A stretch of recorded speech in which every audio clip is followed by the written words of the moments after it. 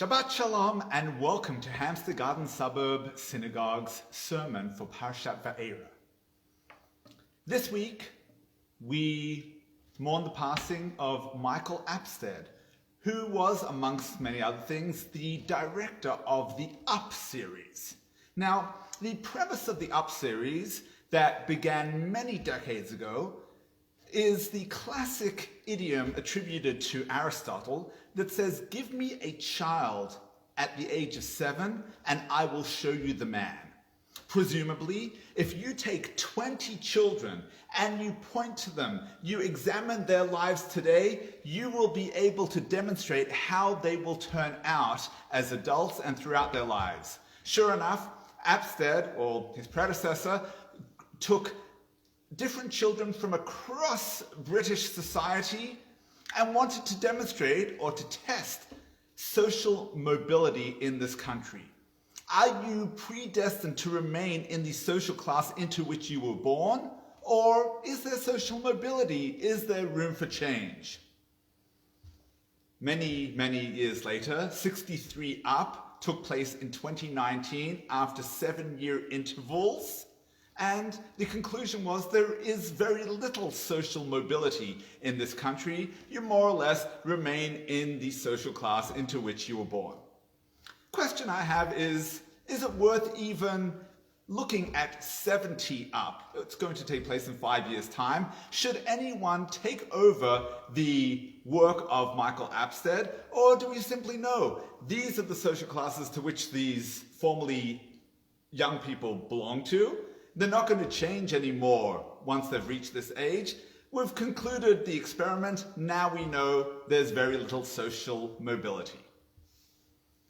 In this week's parasha, God says to Moses and Aaron, "Go to Pharaoh and tell him, 'Let my people go.'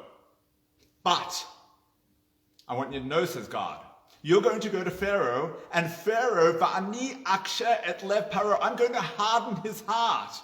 And he's going to say no." So we're all familiar with the classic question on God's imperative. How can he punish Pharaoh when he's hardened his heart? He hasn't given him the opportunity to exercise his free will, to make the choice to let the people go. So why then is he punished with all of the 10 plagues? I'm going to give you a number of reasons. First of all, we have the reason of Rav Sajigon, who lived in the 10th century in Egypt and Iraq. He says that the idea of giving Pharaoh a hardened heart means he wanted him to have a strong heart. He didn't want him to die of a heart attack in the middle of the whole story. It would have been a bit of a letdown.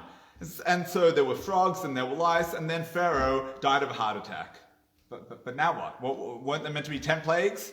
In other words, he wanted Pharaoh to have the strength to endure all of the narrative, to be able to, as he says, "L'man revot moftai be'eretz Mitzrayim," in order to show my wonders in the land of Egypt. That was the strength of heart, the strength of character that he granted Pharaoh.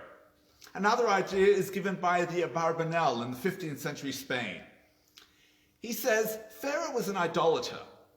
God wanted Pharaoh to do teshuvah, to repent. Had he left him to his own devices, Pharaoh would have caved and said, "Fine, the people can go. I don't need this pain and suffering." And then he would have continued to serve his idols. God wanted him to completely repent of his idolatry and recognize the one true God, recognize monotheism, and that could only happen with a strong heart, a heart that said, "I'm not going to listen to your God the first time or the second time or the third time." Only by the 10th time did he completely acknowledge, "My idols are useless. You have the God." A third idea is offered by Rabbi Sachs of blessed memory. Says Rabbi Sachs, and I'm going to quote, "Evil has two faces. The first, turned to the outside world, is what it does to its victim. The second, turned within, is what it does to its perpetrator. Evil traps the evildoer in its mesh. Slowly but surely, he or she loses freedom and becomes not evil's master, but its slave." Rabbi Sachs says, look at what happens in the story. Even Pharaoh's advisors are saying, you fool, let the people go. And Pharaoh refuses to listen. Why? Because his heart has become hardened upon him. He is now enslaved to his own inability to move forward. That's the idea of the hardened heart, that Pharaoh cannot make a decision, cannot make the right decision, because he is now too entrenched in his previous decision. So it's an interesting idea with, unfortunately, contemporary applications, but it doesn't really answer how God hardens Pharaoh's heart. It only helps later. In the beginning, it says that God hardened his heart, but then Pharaoh hardened his own heart. So I understand why Pharaoh might have hardened his own heart, according to Rabbi Sachs. But why does God harden his heart? What does that mean? I want to suggest an additional idea based on the philosophy of determinism. Here's the way life works. The universe was created, or the Big Bang took place, however you understand things, and it set in motion a number of chemical processes. One thing led to another thing, that led to another thing, that led to amoeba, that led to human life form, that led to intelligence, that led to you and me right now. But I didn't get to choose to give this sermon. You didn't choose to listen to this sermon. One chemical reaction after another simply led us to this predestined outcome that I'm giving the sermon, you're listening to the sermon, not your choice, simply one chemical, a domino effect or a butterfly effect that began way back at the beginning of time. No choices that are made. That's the idea of determinism. Any choice that you think you make is merely an illusion of free will. Does Judaism agree?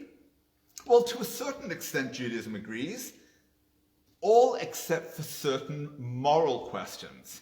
Judaism believes that free choice, free will, is a divine gift that you are given and able to exercise in certain moral situations when you have the ability to choose between good and bad. Otherwise, most of the decisions that you are making, indeed, are predetermined by your nature and nurture. It's a deterministic outcome. But this is what I think God means when he talks about Pharaoh's heart being hardened. Did Pharaoh act logically or irrationally when he refused to let the people go? I want to suggest that he acted very rationally. Imagine you're the leader of a country, and you have hundreds of thousands, if not millions of slaves who are saying, we want to leave. And you think to yourself, well, I have an economy to run. How can I simply just emancipate these slaves? And yes, there are great catastrophes that occur, but you still weigh up the pros and the cons, and you say, I'm still not going to listen to this Moses character. It's still not the right decision for my monarchy, for the country. It's not the right decision to make. Rationally placing yourself in Pharaoh's shoes, would you act any different? Logically, deterministically, by his nature and nurture, everything that he has done has been according to what makes sense. The way that chemical balance of who he is, he acts rationally. Now, there are some times that he acts immorally, of course. Matters such as the genocide of the Hebrew babies being thrown into the Nile, that's an immoral decision. And that he has free choice on. But that's not what the Torah says regarding which his heart is hardened. His heart is hardened when it comes to the decision over whether or not to emancipate the slaves. On that, says God, I'm hardening his heart.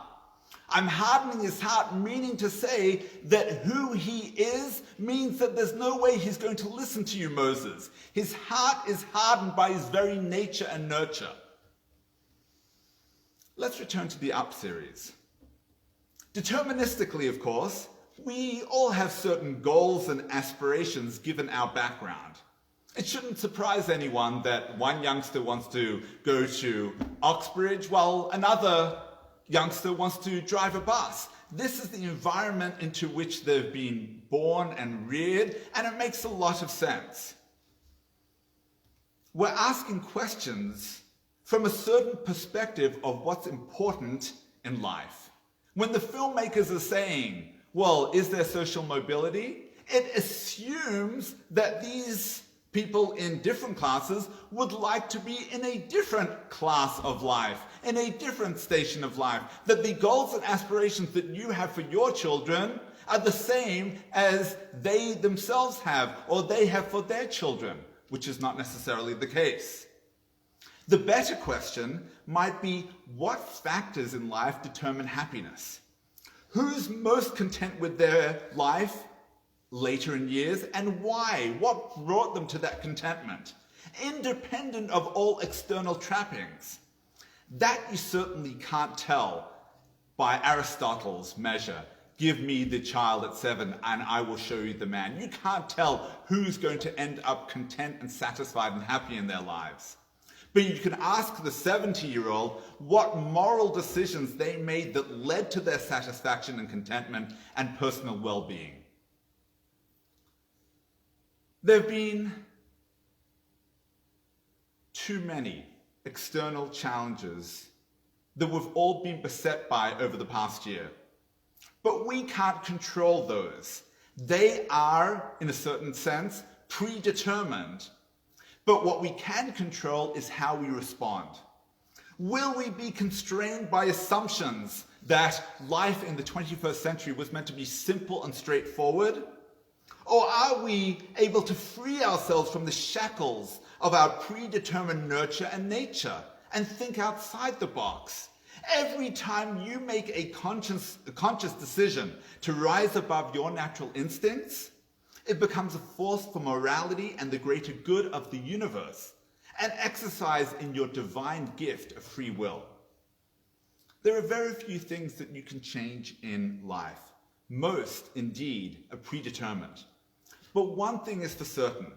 You might not be able to get to decide what happens, but you do get to decide whether it's going to weigh you down and upset you and immobilize you in your life. May you always exercise your free will to respond to life's challenges with courage and joy.